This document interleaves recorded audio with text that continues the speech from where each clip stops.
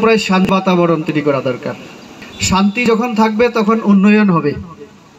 এই জন্য শান্তি এবং উন্নয়ন এই দুইটা শব্দকে আমরা আলাদা করতে পারি না। এই দুইটা শব্দ এক জায়গায় থাকবে, সেখানে মানুষ শান্তিতে থাকবে, মানুষের সামাজিক অর্থনৈতিক তার অধিকার সুনিশ্চিত হবে এবং সমাজ এগিয়ে যাবে, রাজ্য এগিয়ে যাবে। তার জন্যই আমাদের কেন্দ্রীয় নেতৃত্ব হয়তোবা চিন্তা করেছেন, আমরা আইপিএফটির সঙ্গে অলরেডি আমরা সরকারে ছিলাম 5 বছর পূর্ণ করে, 6 বছর আমাদের পূর্ণ করেছি, দ্বিতীয়বার আমাদের সরকার গঠন হয়েছে। তারপরে এখন আরেকটা দলকে আমরা আমাদের সঙ্গে সামিল করেছি।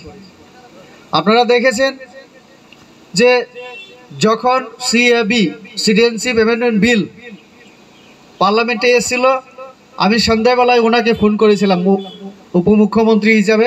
আমরা দুইজন আলোচনা করি, পার্টির পক্ষে স্ট্যান্ড আমিও নিয়েছিলাম, ভোট দিয়েছিলাম।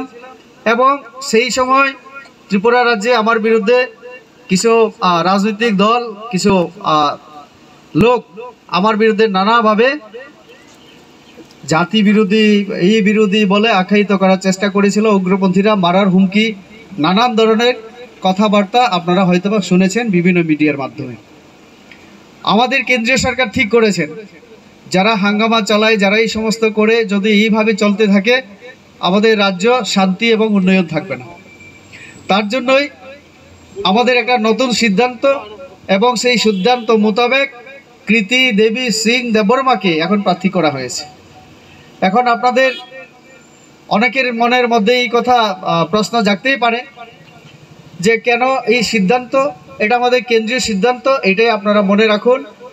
আমাদের প্রাক্তন উপমুখ্যমন্ত্রী বলেছেন যে ত্রিপুরা রাজ্যে আজকে যে আমূল পরিবর্তন, আজকে থেকে 6 বছর আগে সিপিএমের রাজ্যতে আমরা এইগুলি ভাবতে পারি না।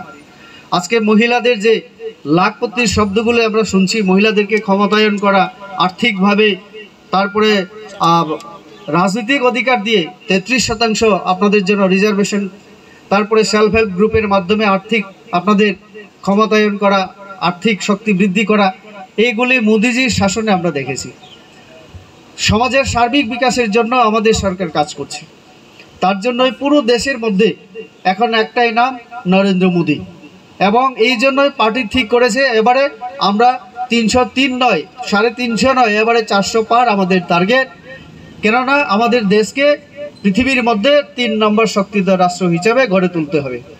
আর আমাদের দেশ এর আগে ছিল 12 নম্বরে, মাত্র 10 বছরে আমাদের প্রধানমন্ত্রী নরেন্দ্র মোদী এখন 5 নম্বরে নিয়ে এসেছেন। 5 নম্বরে আসার পরে তার জন্য করোনাকালীন অবস্থা থেকে শুরু করে এখন পর্যন্ত আমাদের ভারতবর্ষে কেউ অনাহারে লোক মারা যায় না। আপনারা খবরে দেখেছেন শ্রীলঙ্কা, পাকিস্তান 1 কিলো চালের দাম 300 টাকা, 500 টাকা হয়েছিল, কিন্তু আমাদের ভারতবর্ষে আমাদের সরকার করছি না।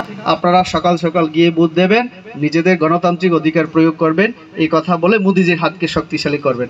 সবাইকে অসংখ্য অসংখ্য ধন্যবাদ। নমস্কার।